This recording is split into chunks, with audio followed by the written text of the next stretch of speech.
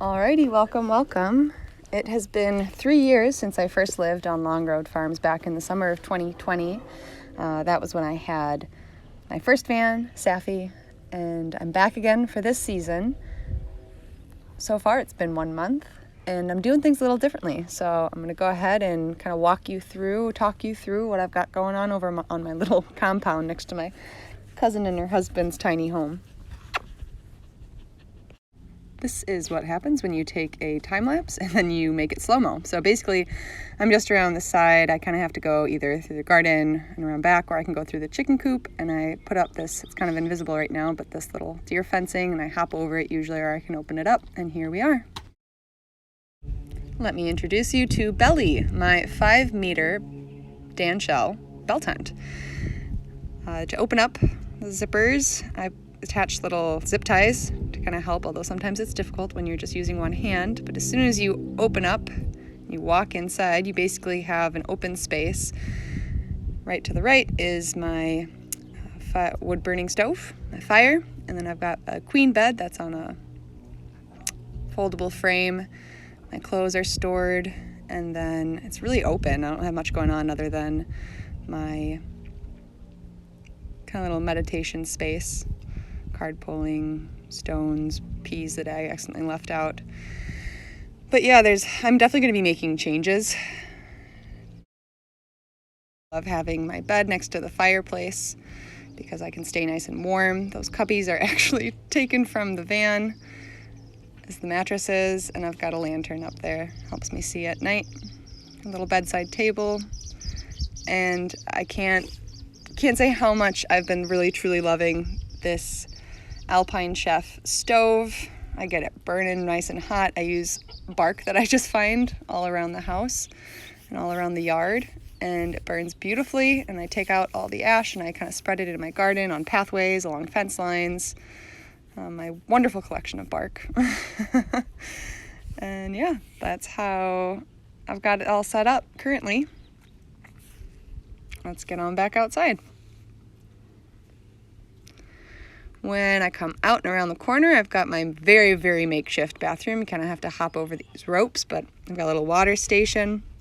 That is my solar camp shower. I think it's 5 gallons. And then I've got a 5-gallon bucket with pine chips and toilet paper.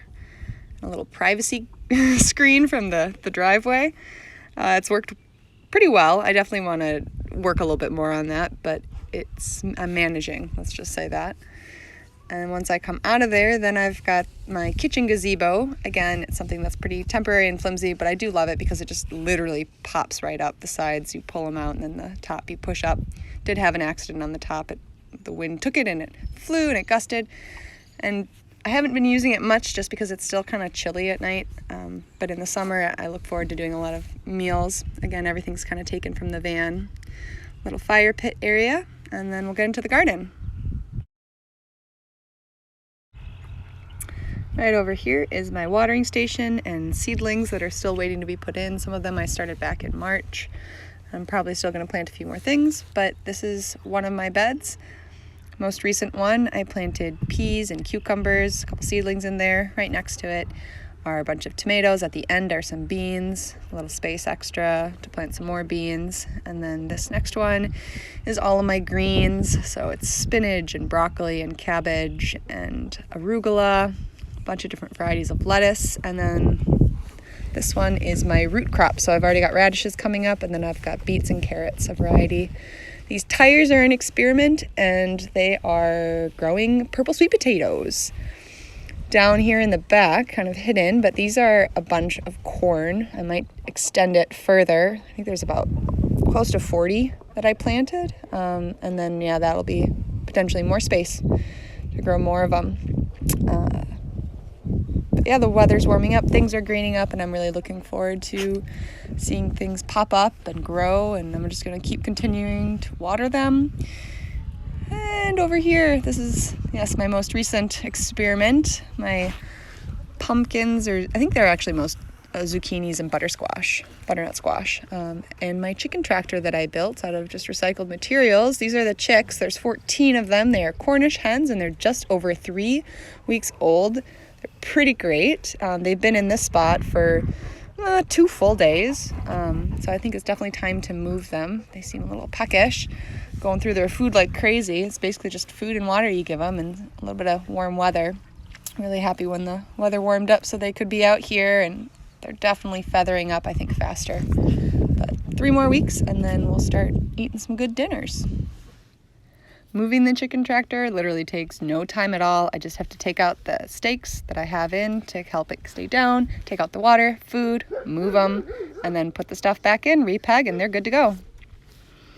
And voila, they are now in beautiful fresh green grass that's taller than them. Still gotta resupply their water, put in some apple cider vinegar for them, and happy chickies, very busy. So you can see the fresh grass. This is where they were for the last 2 days. And then that was basically what the grass looked like underneath this tarp, which I planted in. And that is the whole kit and caboodle as of April. Probably things will change with time, as they always do, in which case I'll do another update in the next month or 2. Just got to take a quick peek into the van because I find it so hilarious how I've been taking the mattress and the shelves and some of the baskets out of the van. Obviously, there's still quite a bit left, but my plan in the future is to potentially have it be less of a, I don't even know what, just change it. Let's just say that. I just want to change the interior again.